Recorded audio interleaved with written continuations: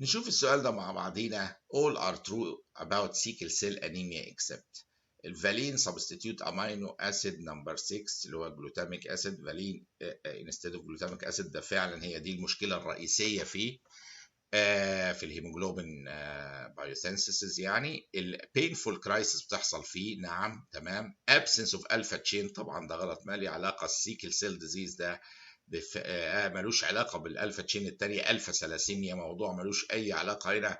فطبعا هي دي الاجابه ايه الخاطئه. لما يقول لي ابسنت الفا تشين ده بيتكلم عن الثلاسيميا اللي هي الميجر والماينور، وفي الفا ثلاسيميا وبيتا ثلاسيميا، دي ديفكت في التشين كله بتاع الثلاسيميا. لكن السيكل سيل ديزيز اساس المشكله مش ابسنت هيموجلوبين تشين، لا، هو 1 امينو اسيد نمره 6 فالين انستيد اف ايه جلوتاميك اسيد. فالين هو ده 1 امينو اسيد ايرور عامل القصه السيكل سيل ايه انيميا دي كلها.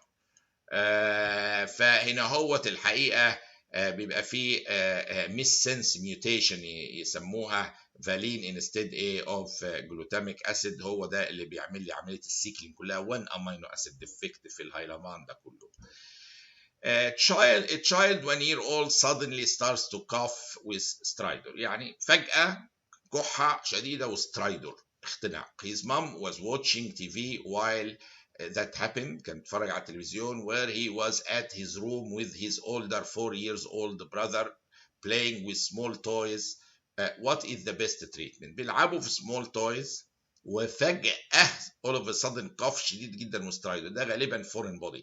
يعني بقى في الحاله دي انتي بايوتيك، ستيرويد، برونكودال، كل ده ملوش اي معنى، وانتي فاير ملوش اي معنى. ده حاله محتاجه ايه لارينجوسكوب على طول في الاي ار، ويتشال الفورين بودي، ودي اهم حاجه في علاج حاله زي كده. تقعد تقول لي بقى انتي فايرال، لما كلمه سادنلي تساوي فورين بودي، معلش الواي مش واضحه انا اسف، يعني نكملها لكم ايه هنا اهوت كده اهي فورين بودي.